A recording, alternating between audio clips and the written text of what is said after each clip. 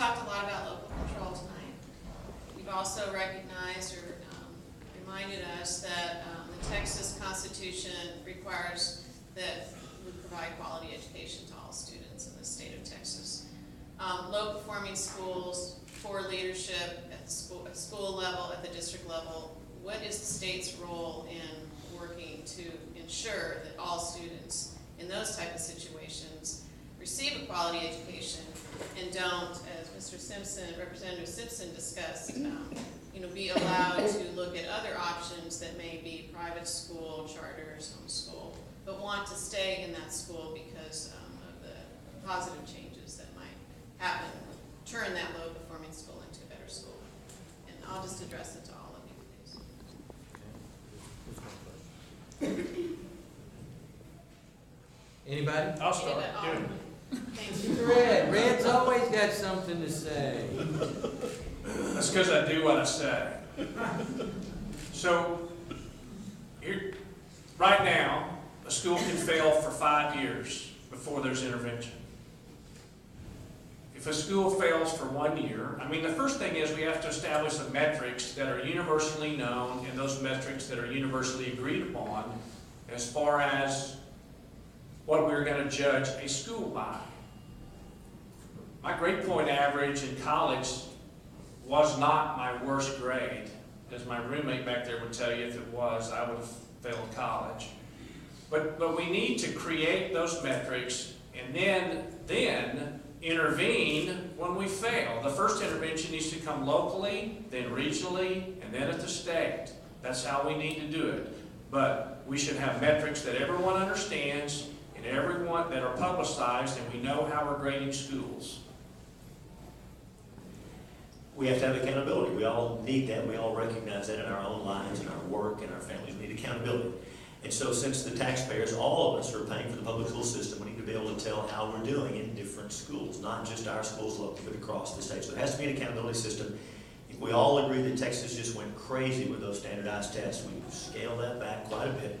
We still got some work to do, but that's why I'm excited about the Commission on Next Generation Assessment and Accountability. Again, they started meeting just last week, input from superintendents, teachers, parents, and it's going to be moving us toward real-time assessment. So when there's a problem, we can deal with it right then, help that student right there, not wait till the end or wait years down the road.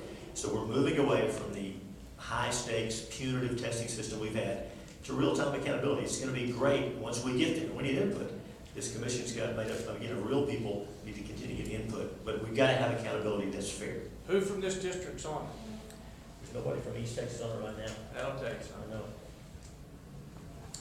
Well, I agree. We've got to have accountability. One of the things I learned in the military, excuse me, gentlemen, you had your time. Go ahead, Mike.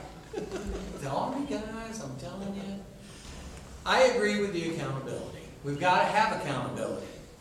The problem that I have is, as your state senator, it's not my place to come in and drop the hammer on somebody. You've got people in place right now.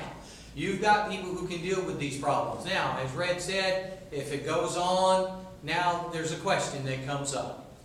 Again, I want to know from you, what do we need to do to make that work? I own multiple businesses, and when one starts having a problem, I don't run down to try to drop the hammer on somebody.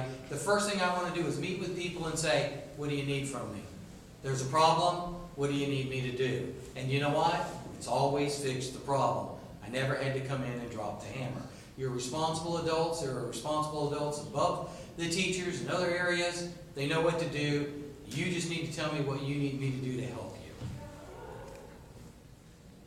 We've made some steps in the right direction with respect to lowering the tremendous burden of testing that's been required.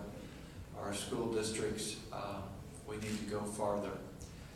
Parents really are the ones that need to grade schools. And there's some schools in the district that I currently serve that are been unfairly scored because of the current system. But I think the parents in those districts can understand that most of the time. Where there are schools that are really failing, the parents need to be able to have another option and not be penalized for pursuing that option, whether within a public or private or home situation.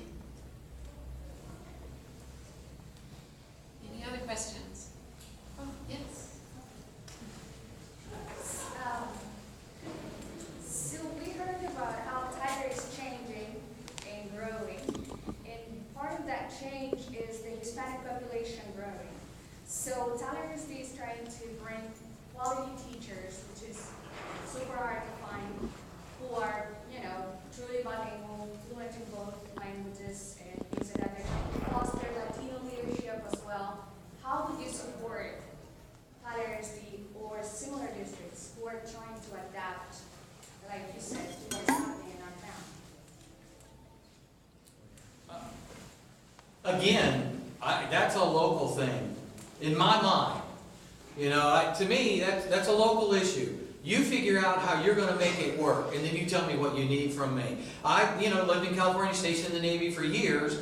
The only problem I had with some of the things they did in California, my daughter was actually in a school where they taught Spanish half the day and English half the day. That's a problem. One, my daughter didn't speak Spanish, and two, we need the Hispanic kids to learn English fluently. Because one of the problems that we have is that if they speak Spanish at home and then they're taught in Spanish in the classroom, well, more than likely they're going to end up cleaning someone's house or picking fruit or something. And those kids may be the kids who have the cure for cancer. Okay, we owe it to society to make sure they get a proper education. But again, to answer your question, that's something I will leave to you guys at the local level. You don't need me to come in and dictate how you're going to set up your program. It's a good question. A lot of it has to do with funding, because those bilingual teachers are harder to get. They can claim a better salary because they're valuable. They're important. We know Texas is changing, and so yes, the state's got to adequately fund and fairly fund so the local districts can make those decisions and educate every child in public education in Texas. It's important. We have to look to the future, look at how things are going, and make sure we're prepared. So the adequate and fair funding system plus local control addresses that issue. Glad you brought it up. 52% of the students in the Texas public school system are Hispanic. My wife's native tongue is Hispanic. She's not cleaning anybody's house.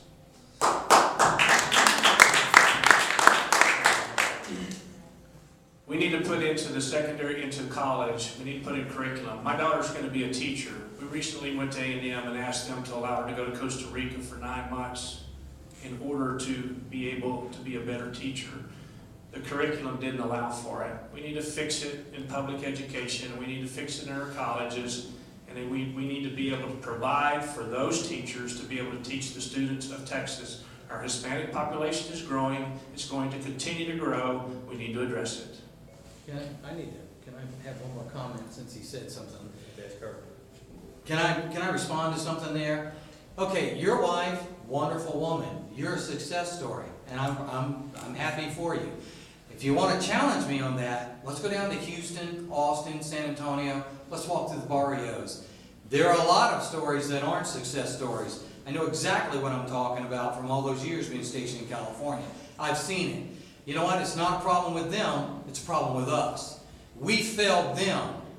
They didn't fail us. We have a moral obligation to go into those communities and make sure those kids can speak English properly, because they do end up cleaning houses. They do end up working in the fields. They do end up doing those menial jobs, and I don't want them doing that. I want them to be doctors and lawyers, engineers, or whatever else they want to be.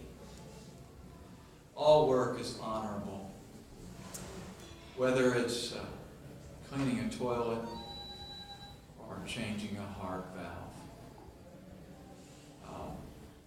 I think we've gotten off track here. We're on track. We need to educate our children, and part of that is to see that all work is honorable wherever we are. We're all pilgrims. And I believe that districts, local schools, parents, school boards need to make those decisions with respect to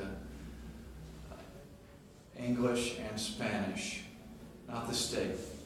It'll be different in different places and different priorities, and that's okay.